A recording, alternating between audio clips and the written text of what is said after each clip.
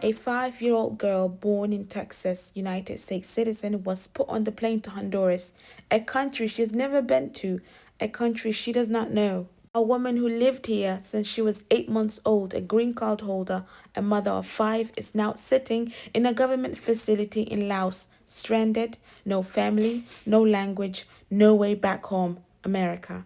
And in just about 3 days, thousands of Somali immigrants who have built their entire lives here legally are going to lose their protective status. Thousands more from Yemen are next. This is not happening somewhere far away. This is happening right here, right now, in the United States of America. Stay with me to the end because every single one of these stories affect real families.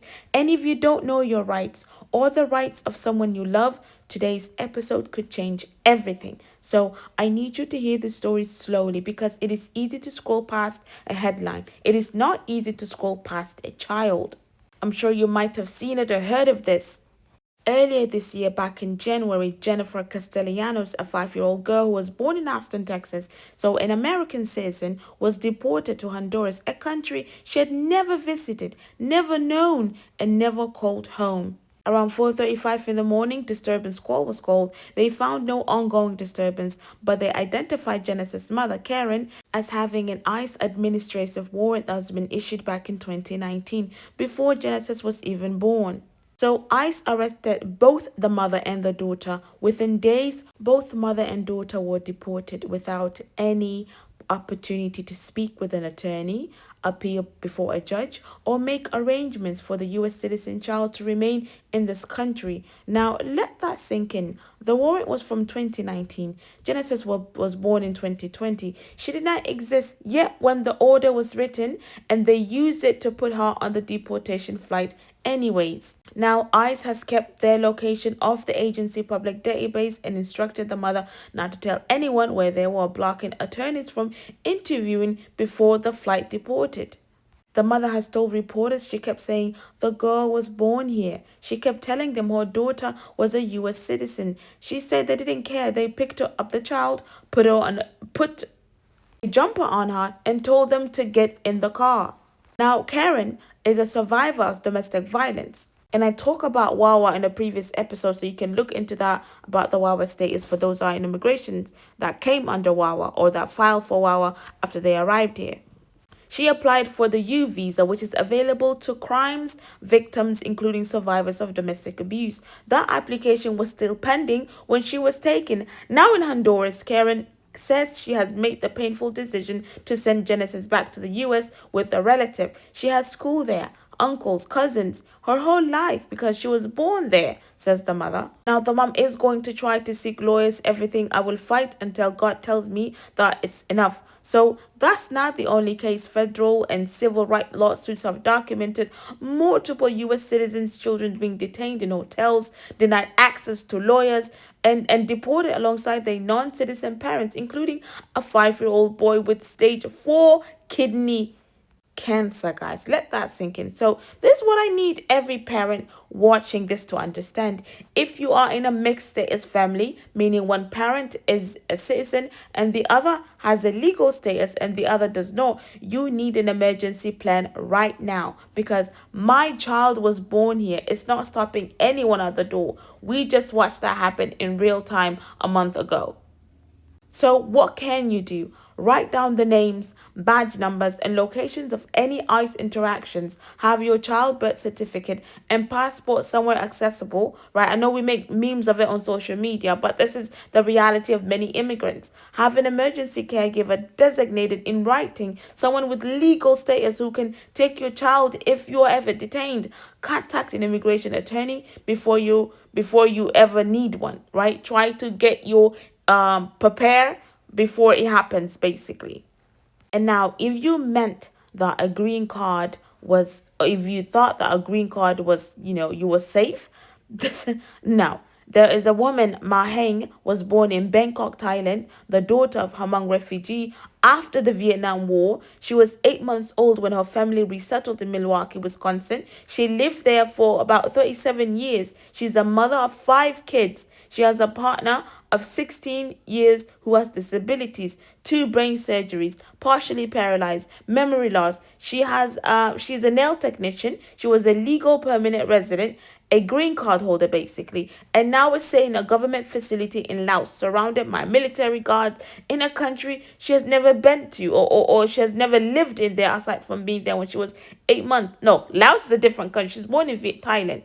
So she doesn't speak the language, has no family or friends there, right? Back in 2020, among 26 people were indicted in a federal marijuana trafficking case. She pled guilty to the counting and packaging cash that was mailed to drug suppliers. She served about 2.5 years in prison. She took the plea deal because her attorney told her it would not affect her immigration status as a green card holder. But it turns out that was wrong. Her legal permanent residence was revoked. After her release, she resumed her life in Milwaukee, as a nail technician, attending her routine ICE check-ins. And then in February last month, she went to a check-in for an appointment. She was detained on the spot, moved between facilities in Indiana and Illinois, then put onto a flight to Laos. She said, "I'm so scared because there's a lot of unknown questions. I would love to come back. I have 5 children. I'm praying.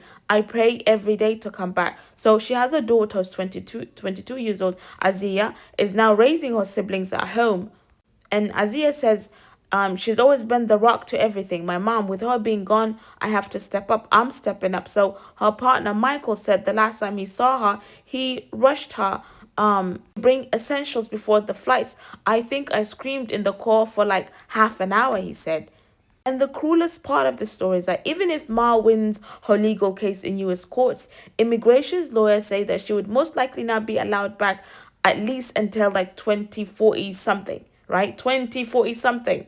So she would need to wait for at least 10 years outside of the U.S. to apply for a waiver to return based on extreme hardships to her U.S. citizen children. So her youngest is 6 years old. By the time Ma might legally be able to return home, that child will be in their 20s, guys. Let that sink in. So if you are a green card holder watching this, you need to know right now, a green card is not a green card. A green card, it's not a permanent protection. Any criminal conviction, including old ones, including plea deals, can make you deportable. It does not matter how long you have been here. It doesn't matter if your entire family is American. If you have a criminal record of any kind, you hold a green card, please speak to an immigration attorney as soon as possible. Do not wait for a check-in appointment to find out it's too late.